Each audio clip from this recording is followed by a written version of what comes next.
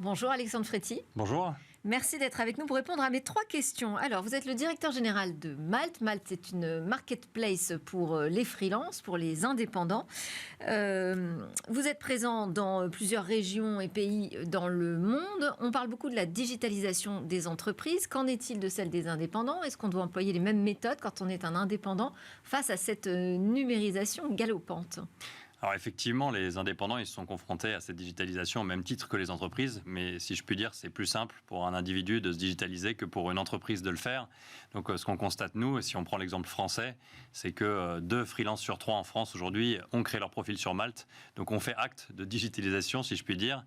Et aujourd'hui, il existe tout un écosystème qui leur permet de digitaliser l'ensemble de leur vie de tous les jours. Mais qu'est-ce que ça veut dire digitaliser? Et en quoi être sur une plateforme, une marketplace pour le freelancing, c'est de la digitalisation?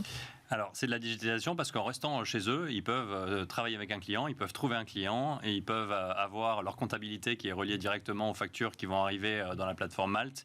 Ils peuvent avoir un écosystème d'assurance qui les protège aussi, tout ça en digital. Donc finalement, aujourd'hui, en tant qu'indépendant, on a accès à une offre de digitalisation qui est sur l'ensemble des sujets qui peuvent concerner leur quotidien. Et quand on pense à des plateformes comme la vôtre, on se dit, bon, c'est effectivement un outil très pratique pour voir si notre profil d'indépendant correspond à une attente du côté des entreprises, de clients potentiels. Donc c'est du matching. Est-ce que ça va un petit peu plus loin que du matching sur des critères de compétences ? Totalement. Aujourd'hui, justement, Malte, c'est pas une plateforme désincarnée avec uniquement une base de CV référencés. C'est à la fois le meilleur de la technologie avec effectivement cette communauté de freelance qui est aujourd'hui de plus de 600 000 personnes qui ont créé leur profil. Donc, on devient de plus en plus le LinkedIn du freelance. Pour autant, quand on souhaite travailler avec un client ou quand un client cherche à choisir un profil, il a envie d'avoir d'autres critères que le simple CV.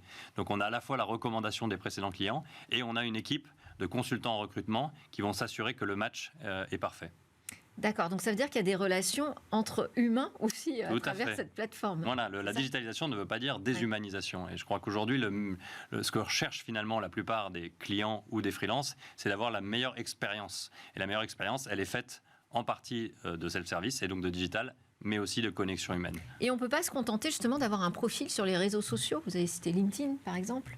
Alors, on peut avoir un profil sur les réseaux sociaux, sur LinkedIn, et on peut être contacté par des clients. Simplement, LinkedIn n'est pas prévu pour ça.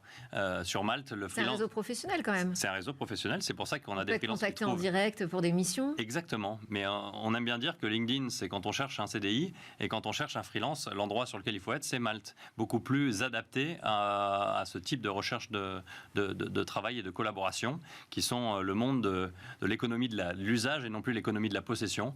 Donc c'est vraiment une autre dynamique, une autre manière de voir le monde du travail.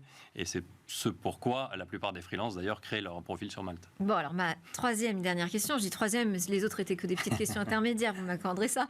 On en est où de la digitalisation des indépendants en France ? Mais elle est très élevée. Encore une fois, je pense qu'un bon indicateur, c'est de voir qu'il y a 2 freelances sur 3 qui ont créé leur profil sur Malte. Donc, créer son profil sur Malte, c'est encore une fois un acte fondateur de digitalisation. Mais on est plus ou moins avancé par rapport aux autres pays ? On est, alors dans le terrain du freelancing, on est plutôt un peu en retard, mais on rattrape très fortement notre retard, notamment avec tout ce qui a concerné le statut d'entrepreneur il y a une dizaine d'années. Aujourd'hui, la modernisation des entreprises qui considèrent la guerre des talents plutôt comme un endroit dans lequel la compétence importe plus que le statut. Et donc le freelancing a le vent en poupe et on est très confiant de notre côté sur le fait que les plus belles années sont plutôt devant nous que derrière nous. Merci beaucoup Alexandre Fréty d'avoir mis un peu de lumière sur ces indépendants et les challenges qu'ils rencontrent aussi sur cette transformation numérique. Je rappelle que vous êtes le directeur général de Malte. Et bien, c'est le moment dans Smart Tech de répondre à vos questions sur un tout autre sujet, celui de la protection des mineurs en ligne.